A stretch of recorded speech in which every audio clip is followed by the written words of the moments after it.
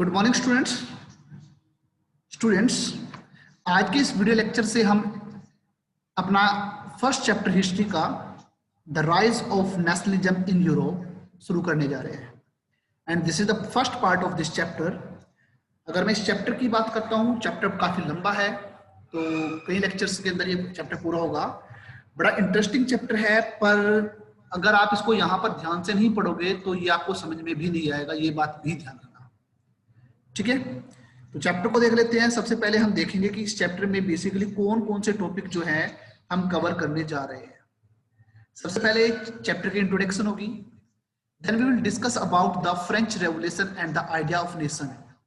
Means हम थोड़ा सा यहाँ पर फ्रेंच रेवोल्यूशन के थोड़े से पार्ट के बारे में डिस्कस करेंगे, जो ये डिसाइड करेगा कि किस प्रकार से फ्रेंच रेवोल्यूशन के बाद जो नेशनलिज्म की फीलिंग थी वो क्रिएट हुई, या आप कह सकते हो स्प्रेड हुई ऑल ओवर यूरोप और ऑल ओवर वर्ल्ड के अंदर।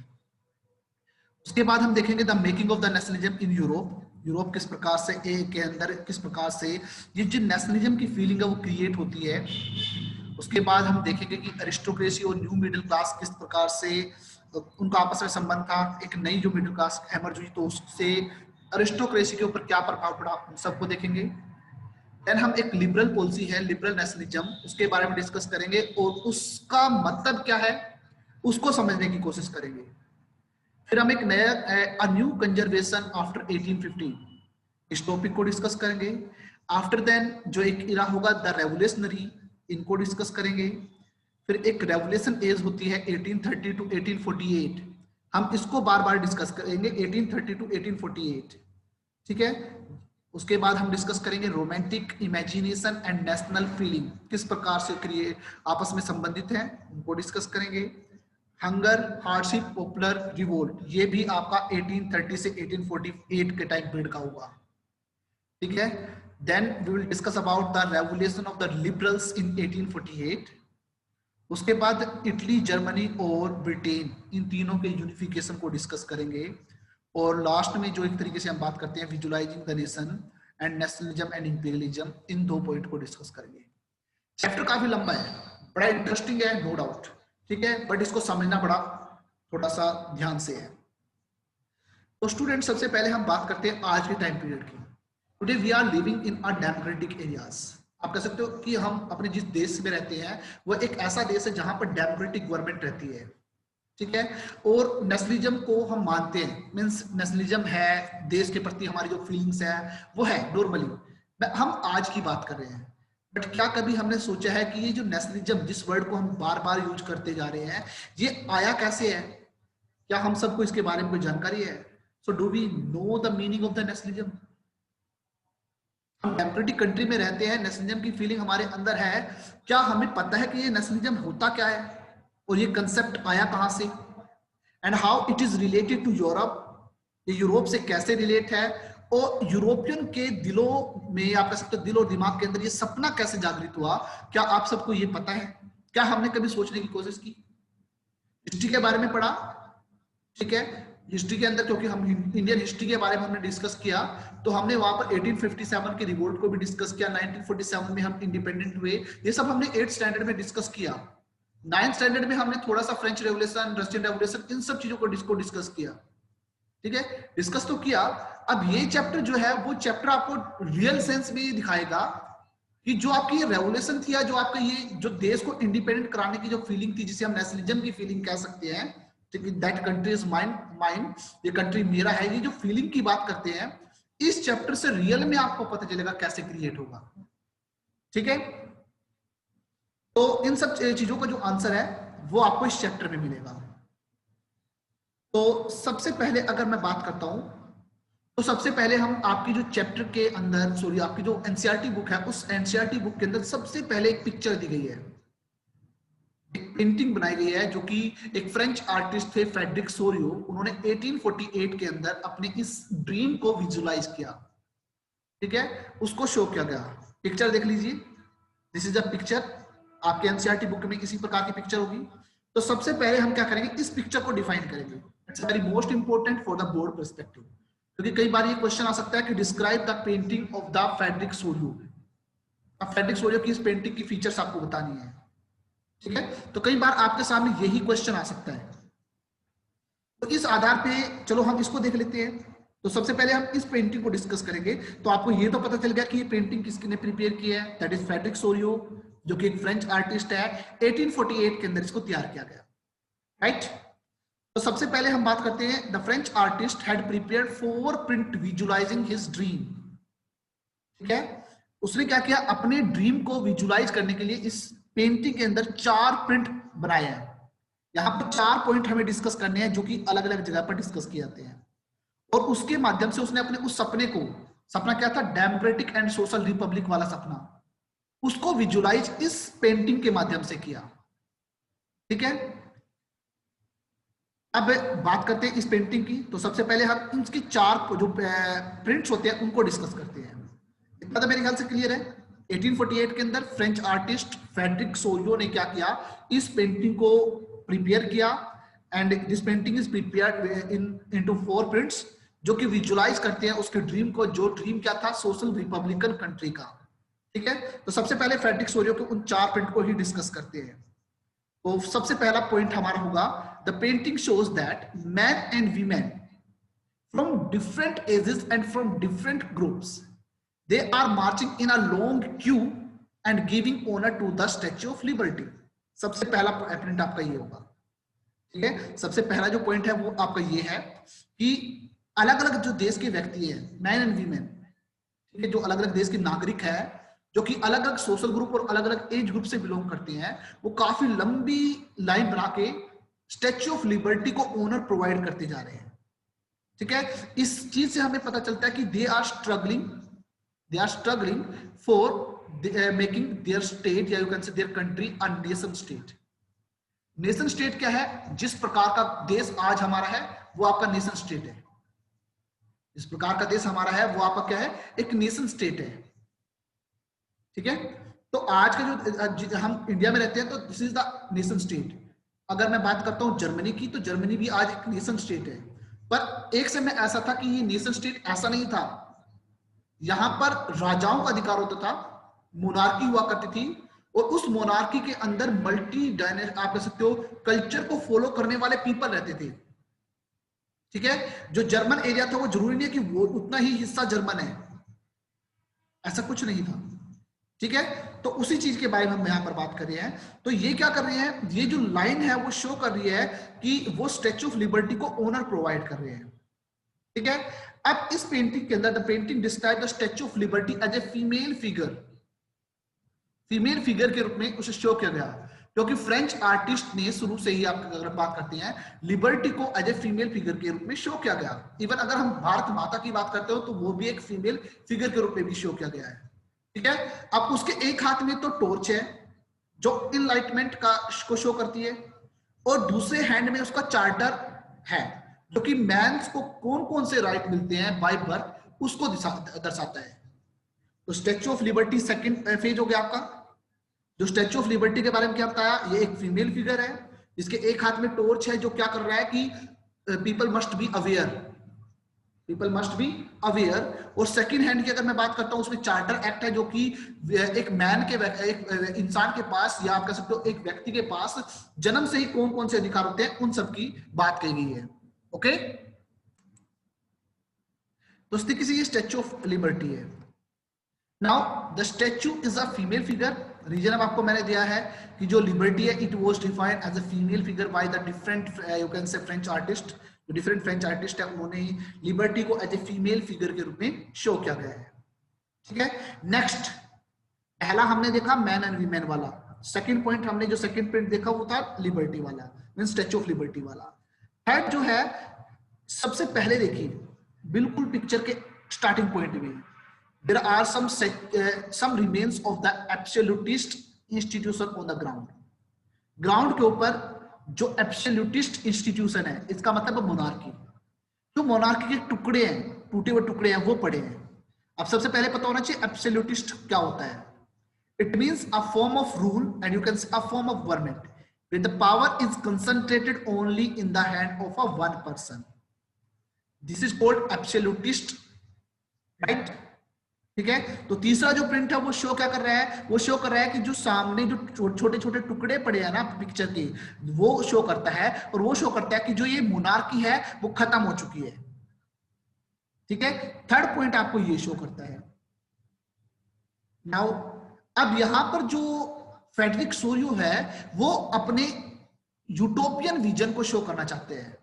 यूटोपियन विजन एक आइडियल सोसाइटी होती है जो कि रियल में कभी हो ही नहीं सकती, इतनी आइडियल कि जिसको हम सोच सकते हैं बट रियलिटी में नहीं हो सकती। ठीक है, ही है describe a group of people from the different nation जो कि स्टैच्यू ऑफ लिबर्टी के सामने से निकल रहे हैं। It means they are struggling for getting freedom, वो फ्रीडम के लिए स्ट्रगल कर रहे हैं। अगर मैं हम इनको पहचानने की बात करते हैं तो we can distinguish all of them because they are taking their flags and they are wearing their different costumes of their nation. तो उनके हाथ में फ्लैग भी है और साथ साथ वो अपने नेशनल कॉस्ट्यूम को भी पहने हुए हैं, इसीलिए उनको हम इजिली पहचान सकते हैं। ठीक है, अब इसके अंदर बात करते हैं जो स्टैच्यू के सामने है वो है आपका यूएस और आप कह सकते हो स्विट्जरलैंड, वो उसको नियर अबाउट क्रॉस कर चुके हैं। जो स्टैच्यू ऑफ लिबर्टी है स्टैच्यू से थोड़ा सा आगे स्विट्जरलैंड और यूएस है। ठीक है, तो वो क्या कर चुके हैं, वो लिबर्टी को अचीव कर चुके हैं। ठीक है, उसके बाद जो अदर स्टेट्स है वो आते हैं, जैसे कि फ्रांस जो कि अपने ट्राई कलर को लेके आ रहा है। ठीक है, उसके बाद जर्मनी जो है वो आ रहा है। अगर मैं जर्मन की बात करता हूं, it was not a nation when this painting was made, जिस वक्त वो पेंटिंग बनाई गई थी उस वक्त जर्मन ऐसा कोई देश नहीं था। ठीक है, it was the dream of the Frederic Sorrieu, ये एक फ्रेडरिक सोरियो का ड्रीम था। So he has painted various countries that are the part of his dream. ठीक है, उसने अपने क्या किया, अपने ड्रीम को विजुअलाइज किया जस्ट ओनली यहाँ पर। ठीक है, तो अगर हम बात करते हैं तो उसने क्या कहा, सबसे पहले क्या है, सबसे पहले यूएस और स्विट्जरलैंड उसको आप कह सकते हो क्रॉस कर चुके हैं। इट मींस क्या हुआ कि दे हैव अटेन्ड लिबर्टी, उनको स्वतंत्रता मिल चुकी है बिकॉज यूएसए जो था वो 1776 के अंदर इंडिपेंडेंट हो जाता है। ठीक है, from England, you can see वहां से आजाद हो सकता है, हो जाता है। ठीक है, तो उसके बाद फ्रांस आता है अपने ट्राई कलर को लेकर, और उसके पीछे जर्मनी आता है। जर्मनी कोई ऐसा देश नहीं था जो कि आज के जैसा है। ठीक है, उस टाइम में it was a patchwork of different you can से कल्चर, डिफरेंट जो वर्ग है उसका एक पैचवर्क माना जा सकता था। ठीक है, तो उसके बाद उसने क्या किया, फ्रेडरिक सोरियो ने अपने विजन को दिखाया, अपने ड्रीम को शो करने की बात की गई। उसके बाद जर्मनी के बाद Austria, Two Sicilies, Lombardy, Poland, England, Ireland, Hungary, Russia, ये सब जो है वो उसके पीछे पीछे आते जा रहे हैं। इट मींस वो सारे के सारे क्या कर रहे हैं, वो सारे के सारे स्ट्रगल कर रहे हैं अपने देश को नेशन स्टेट में कन्वर्ट करने की। ठीक है, अब फोर्थ पॉइंट देखते हैं इसका। पहला जो प्रिंट था वो था long chair of the different countries में पीपल, दूसरा था स्टैच्यू ऑफ लिबर्टी, तीसरा जो पॉइंट था वो था आपका जो कि रिमेन्स पड़े हैं सामने, जो छोटे छोटे टुकड़े पड़े हैं मोनार्की के टूटे हुए, ब्रोकन यू कैन से पार्टिकल्स। ठीक है, और जो फोर्थ पॉइंट है वो है ऊपर वाला कि हेवन से क्राइस्ट, सेंट और एंजल्स, ये सभी के सभी व्यक्ति इस प्रोसेस को देख रहे हैं। अब ऊपर से ये चीज शो करने का उसका मुख्य उद्देश्य क्या था, he wanted to depict the fraternity, it means भाईचारे की भावना को शो करना चाहता है। ठीक है, वो फ्रेटर्निटी को शो कर रहा है। तो इस तरीके से ये चार पॉइंट जो थे उसने अपने विजुअलाइज किए। ठीक है, अपने ड्रीम को विजुअलाइज किया। और इस चैप्टर के अंदर फ्रेडरिक सोरियो की इस पेंटिंग के अंदर जो ड्रीम्स उसने अपने विजुअलाइज किए उसी के ऊपर ये चैप्टर पूरा का पूरा डिस्कस किया जाएगा।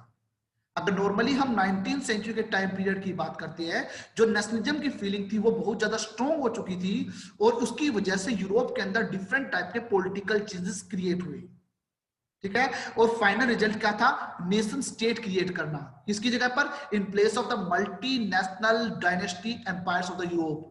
इट मींस यूरोप के ऊपर जो मोनार्की है उसको हटाकर एक नेशन स्टेट क्रिएट करना। इसका मतलब क्या है कि देश के अंदर जो रूलर्स होंगे they are elected by the people of the country, country के जो पीपल है वो डिसाइड करेंगे कि हु विल रूल अस, हमें रूल कौन करेगा, और उनके पास इतनी पावर होनी चाहिए कि वो उनको हटा सके। इट मींस अल्टीमेट जो पावर होती है वो किसके पास होगी, लास्ट पावर होगी वो होगी पीपल के हैंड में, and they can choose there ruler also.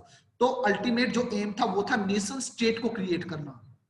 ठीक है, तो इसी ड्रीम को, इसी चीज को हम इस चैप्टर में पूरे में डिस्कस करेंगे। तो सबसे पहले हम डिस्कस करेंगे the French revolution and the idea of the nation. सबसे पहला पॉइंट जो है वो ये डिस्कस किया जाएगा। नॉर्मली अगर हम बात करते हैं फ्रेंच रेवोल्यूशन की, तो लास्ट ईयर हमने फ्रेंच रेवोल्यूशन को पढ़ा था, जो कि बताया गया था कि फ्रेंच रेवोल्यूशन जो थी 1789 के अंदर हुई थी। तो जो नेशनलिज्म की फीलिंग थी, सबसे पहला क्लियर कट एक्सप्रेशन जो हमें मिला देखने को, वो आपको मिला फ्रांस के इस फ्रेंच रेवोल्यूशन के दौरान में। ठीक है, तो अगर आपसे 1 मार्क्स क्वेश्चन पूछा सकता है कि जो नेशन स्टेट का ये सबसे पहला जो आप कह सकते हो क्लियर कट एक्सप्रेशन मिला, वो कहां से मिला, कहां पर देखने को मिला, वो मिला आपको फ्रेंच रेवोल्यूशन के अंदर। ठीक है, ये आपका 1 मार्क्स क्वेश्चन होता है। ओके स्टूडेंट्स, अगर मैं उस 1789 से पहले की बात करता हूं, उस वक्त फ्रांस एक टेरिटोरियल स्टेट था। इट मींस फ्रांस के अंदर क्या थी, मोनार्की थी, एब्सोल्यूट मोनार्की। और एब्सोल्यूट का मीनिंग आपको बता दिया है कि पावर जो है it is centralised only in one hand, that is called king. राजा के हाथ में टोटली पावर होती है। ठीक है, 1789 से पहले जो फ्रांस था वो एक आप कह सकते हो मोनार्की वाला देश था। 1789 के अंदर सबसे पहले नेशनलिज्म की फीलिंग की बात की गई। ठीक है, सबसे पहले जो आप कह सकते हो नेशनलिज्म की फीलिंग को स्पेस किया गया और उन्होंने प्रयास किया अपने आप को एक इंडिपेंडेंट डेमोक्रेटिक नेशन बनाने का। ठीक है, the French revolution brought the concept of nation, उसने ही इस कंसेप्ट नेशन को लेके आया। और ये नेशनलिज्म, ये दोनों जो आइडिया थे, दोनों कंसेप्ट जो थे, वो फ्रेंच रेवोल्यूशन के अंदर ही आए। And the main aim was to form a nation where there will be a united community enjoying equal right under a single constitution। ये नेशनलिज्म की फीलिंग थी, right? For this, the French revolutionary, they introduced different measures and you can say different steps that could create a sense of collective identity among the citizen। ये सबसे बड़ी problem Europe के अंदर देखने को मिली। Europe के ऊपर राजा का अधिकार था।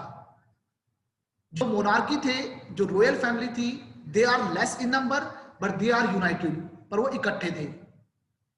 ठीक है, वो नंबर में लेस भले ही थे, पर वो शुरू से इकट्ठे थे। पर अगर मैं बात करता हूं देश के अंदर आम जनता की, because they spoke different language, they follow different culture, तो यही कारण क्या था कि उसने कभी वो सब कभी भी अपने आप को एक नहीं मानते थे, जिसकी वजह से रॉयल फैमिली हमेशा उसका बेनिफिट उठाकर उनके ऊपर राज किया करती थी। हमेशा ये बात देखने की होती थी।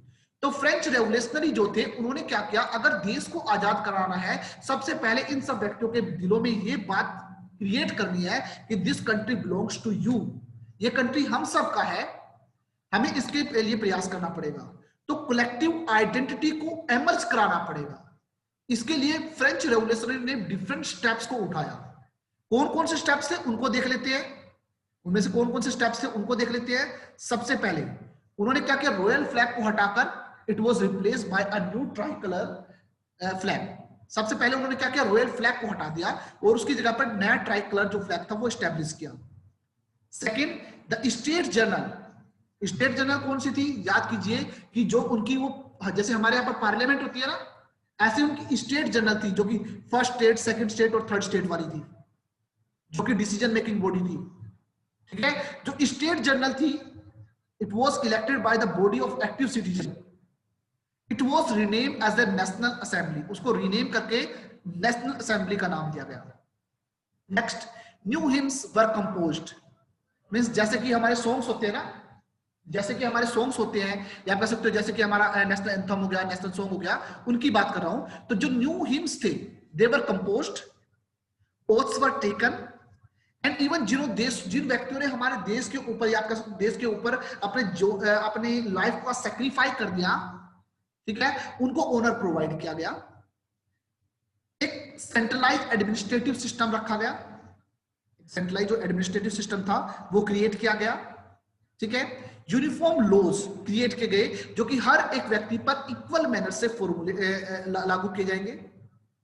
नेक्स्ट है इंटरनल कस्टम ड्यूटीज, और जो ड्यूज थे वो सब अबोलिश कर दिए गए। याद कीजिए कि एक टैक्स जो था वो टैक्स स्टेट लेता था आम जनता से, और एक टैक्स जो था वो फर्स्ट स्टेट या कह सकते हो क्लर्गी जो थे, जो चर्च था वो लेता था।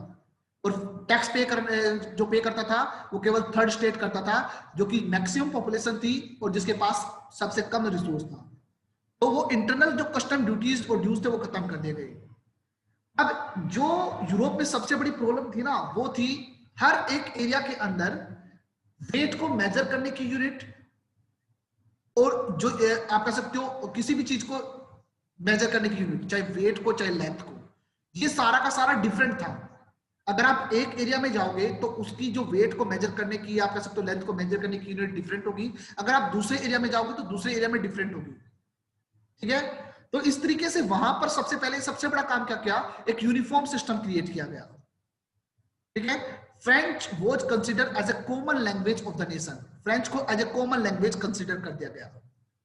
ठीक है, तो ये सारे के सारे जो स्टेप्स थे वहां के रेवोल्यूशनरीज ने क्रिएट किए। आपकी एक बुक में ला पैट्रियो ली साइटोइन वर्ड और है, ठीक है, जो फादरलैंड एंड सिटीजन ऐसा कुछ वर्ड है उससे है, तो वो भी आप इसके अंदर ऐड कर सकते हो। तो इस तरीके से ये सारे के सारे जो आप कह सकते हो स्टेप्स जो थे वो रेवोल्यूशनरी ने क्रिएट किए। रीजन क्या था, ताकि कॉमन आइडेंटिटी क्रिएट की जा सके, ताकि क्या की जा सके, कॉमन आइडेंटिटी जो है वो क्रिएट की जा सके, ये किया था उन्होंने। ठीक है, अब ये सब जो चीजें थी, जो फ्रेंच रेवोल्यूशनरी थे, उन्होंने अपने इस मिशन को केवल अपने फ्रांस के अंदर ही सीमित नहीं रखा, बल्कि इसको स्प्रेड किया यूरोप के अदर पार्ट के अंदर भी। ठीक है, उन्होंने कहा कि हम, ये हमारी मोरल ड्यूटी बनेगी कि हम यूरोपियन को लिबरेट कराएंगे, स्वतंत्र कराएंगे, किससे, फ्रॉम द डिक्टेटरशिप, जिसके लिए उन्होंने प्रचार प्रसार करना शुरू कर दिया। ठीक है, तो इस आधार पे आपको याद होगा कि उस वक्त फ्रांस के अंदर जैकोबियन क्लब स्टैब्लिश हुए थे, तो उन्होंने उन्होंने क्या किया, यूरोप के अदर सिटीज के अंदर भी जैकोबियन क्लब जो थे वो स्टैब्लिश करना शुरू कर दिए। Students, other member of the educated middle class, they began to set up you can say Jacobian clubs. Jacobians थे, they were those revolutionaries whose aim to establish a republican country और by ending the king's rule, राजा के rule को खत्म कर दो और एक Republic country establish करना, इन सब जैकोबियन क्लब का मुख्य उद्देश्य था। ठीक है, धीरे धीरे जो फ्रेंच की आर्मीज थी उन्होंने अपनी एक्टिविटीज को बढ़ावा दिया, उन्होंने अपने कैंपेन को बढ़ावा दिया, और वो होलैंड, बेल्जियम, स्विट्जरलैंड और इटली के बहुत सारे पार्ट्स में उन्होंने जैकोबियन क्लब को सेटअप कर दिया और इस नेशनलिज्म की इस फीलिंग को एमर्ज कर दिया। ठीक है, तो इस तरीके से फ्रांस से क्या हुआ, धीरे धीरे जो ये फीलिंग थी वो अलग अलग जो पार्ट थे यूरोप के वहां पर फैलने लगी। ठीक है, now students see the picture. अगर आप इस पिक्चर को देखोगे तो आपको थोड़ा सा कुछ याद होता होगा, और ये व्यक्ति है आपका नेपोलियन बोनापार्ट, जिसका शासनकाल कब से कब तक था, 1804 से लेकर 1815 तक। अगर मैं इस नेपोलियन बोनापार्ट की बात करता हूं, he was a French statesman and you can से ए military leader who came to power in France in 1805-4। उसने विभिन्न प्रकार के सक्सेसफुल कैंपेन जो थे फ्रेंच रेवोल्यूशन के अंदर युद्ध के दौरान में किए, और जिसकी वजह से यूरोप के बहुत बड़े पार्ट के ऊपर उसने अधिकार कर लिया था। ठीक है, क्योंकि 1789 के बाद फ्रेंच रेवोल्यूशन आई, उसके बाद वहां पर एक रिपब्लिकन गवर्नमेंट स्टैब्लिश हुई, पर पॉलिटिकल इनस्टेबिलिटी क्रिएट होती रही, जिसकी वजह से 1804 के अंदर नेपोलियन ने क्या किया, वहां पर अधिकार कर लिया और एक तरीके से दोबारा से अपनी मोनार्की स्टैब्लिश कर दी। अब नेपोलियन ने बहुत कुछ अच्छे काम भी किए थे, वो काम देख लेते हैं। He introduced many reforms in the area under his control। उसके कंट्रोल में जितने भी एरिया थे उसके अंदर विभिन्न प्रकार के रिफॉर्म्स उसने किए। Napoleon after coming into power, first of all he had destroyed the democracy in France. सबसे पहले उसने क्या किया, डेमोक्रेसी को खत्म किया। But in administrative field he had incorporated revolutionary principles, ताकि क्या कर सके, वो होल सिस्टम को लॉजिकल और एफिशिएंट कर सके। इस वजह से तो इसके अंदर सबसे पहले जो सबसे मेजर इंपॉर्टेंट रिफॉर्म था वो था सिविल कोड ऑफ 1804, जो कि नेपोलियनिक कोड के नाम से जाना जाता है। तो नेपोलियन ने क्या किया, सिविल कोड ऑफ 1804 क्रिएट किया, जिसको नेपोलियनिक कोड कहा जाता है। और इसी के बारे में क्वेश्चन आता है कि what are its major features. तो उसकी फीचर्स देख लेते हैं। तो फीचर्स में सबसे पहले उसने क्या किया, equality before the law it was established, कानून के सामने सब समान है। ठीक है, सेकंड थिंग, फ्यूडल सिस्टम जो था, ये जो सामंतवादी प्रथा थी, इसको खत्म कर दिया। Next, right to property it was given, property, private property खरीदने का अधिकार था, ये दे दिया गया। जो बाय बर्थ प्रिविलेज मिलते थे ना, जैसे कि फर्स्ट स्टेट और सेकंड स्टेट को, उन सबको टोटली अबोलिश कर दिया। राजा का बेटा राजा नहीं बनेगा, या उसको टैक्स देने का अधिकार नहीं है, ऐसा कुछ नहीं होगा। अबोलिश कर दिए सारे के सारे प्रिविलेज, ठीक है। सर्फडम एंड मैनोरियल ड्यूज, इन सबको अबोलिश कर दिया गया। एक तरीके से सर्फडम होता है दास प्रथा, इन सबको खत्म कर दिया गया। और मोस्ट इंपोर्टेंट, ट्रांसपोर्ट और कम्युनिकेशन सिस्टम के अंदर इंप्रूवमेंट लेके आया। तो कुछ ऐसी फीचर्स थी जो कि नेपोलियन के दौरान में की गई थी, राइट। और ये बहुत बड़ी बेनिफिशियल साबित हुई। इसकी वजह से अगर हम बात करते हैं इन सब पॉइंट्स को, कुछ इनमें से कुछ पॉइंट्स को तो ऑल ओवर यूरोप के अंदर भी अडॉप्ट किया गया था, ठीक है। Now this code was introduced in Dutch Republic, Switzerland, Italy and Germany. हर जगह पर इनको अप्लाई किया गया। Peasants, artisans, workers और new businessmen, they were happy with the new found freedom. वो सारे के सारे इससे खुश थे। अब जो ये यूनिफॉर्म्स लॉ क्रिएट कर दिए गए, इट मीन्स एक यूनिट जो थी वो स्टैंडर्डाइज कर दी गई कि नॉर्मल एक ही चीज रहेगी। अगर हम बात करते हैं कि भाई मीटर या किलोमीटर, अगर हम बात करेंगे कि मीटर के आधार पे ही हम बात करेंगे तो मीटर के आधार पे चलेगी। मींस एक स्टैंडर्ड यूनिफॉर्म सिस्टम क्रिएट कर दिया है वेट का या केजी का, जो जैसे हम कह सकते हैं लेंथ का। साथ ही साथ कॉमन एक नेशनल करेंसी क्रिएट कर दी। इसका बेनिफिट बिजनेसमैन को और जितने भी स्मॉल स्केल गुड प्रोड्यूसर्स थे उनको हुआ, क्योंकि उनको हमेशा इससे पहले प्रॉब्लम क्रिएट होती थी। इससे पहले अगर किसी व्यक्ति को ट्रेड करना है ना, तो उसको सारे एरिया की यूनिट का पता होना चाहिए, उसके आधार पर उसका टैक्स होता था, तो काफी प्रॉब्लम क्रिएट करता था बिजनेसमैन को। तो जब उसने इस यूनिफॉर्म लॉज को क्रिएट किया, या कह सकते हो इन यूनिफॉर्म स्टैंडर्ड को क्रिएट किया, या कॉमन नेशनल करेंसी को क्रिएट किया, तो उसका बेनिफिट बिजनेसमैन और जो स्मॉल स्केल प्रोड्यूसर्स थे उन सबको हुआ, ठीक है। शुरुआती दौर में सभी को बहुत अच्छा लगा। इवन जहां पर भी फ्रेंच आर्मी गई हर जगह पर उनका वेलकम किया गया, जैसे कि होलैंड के अंदर, स्विट्जरलैंड के अंदर, ब्रुसेल के अंदर, या यू कैन से मींस या मिलान, जहां पर भी वो गए हर एक जगह पर उन फ्रेंच आर्मीज को आप कह सकते हो बड़ा अच्छा माना गया। And they are considered the heart bringers, कि भाई ये हमारे दुखों को दूर करने वाले व्यक्ति है। तो ऐसा इनको अधिकार बात की गई। पर धीरे धीरे ये जो सिचुएशन थी वो चेंज होने लगी। वो सिचुएशन चेंज कैसे हुई? सबसे पहले increasing in the taxation and censorship. सबसे पहले उसने क्या किया, धीरे धीरे जो चीज खुशी के रूप में आई थी ना, वो अब दुख के रूप में बदलने लगी। क्योंकि वो एक राजा था, याद कीजिए वो एक राजा था, उसे अपने फेवर की बात नहीं करनी थी। तो उसने सबसे पहले टैक्स इंक्रीज किया। दूसरा, कोई भी चीज पब्लिश की जाएगी तो वो उससे उसके अधिकार में होगी, उससे पूछ के की जाएगी। Next, forced enlistment of the common people to the French army in order to fulfill the aim of the conquering the rest of the Europe. तो फोर्स्ड रिक्रूटमेंट की गई आर्मी के अंदर, ठीक है। तो धीरे धीरे जो वो खुशी थी ना कि भाई वो लिबरेट करा देगा सभी को, वो खुशी जो थी वो दुख में परिवर्तित होती चली गई, ठीक है। नेक्स्ट टॉपिक जो रहेगा वो होगा the making of the nationalism in Europe, ठीक है। इस पार्ट को हम नेक्स्ट लेक्चर में पढ़ेंगे, नेक्स्ट वीडियो लेक्चर के अंदर देखेंगे। I think so यहां तक आपको सब कुछ क्लियर होगा। So I'll see you in the next video. Thank you. Have a nice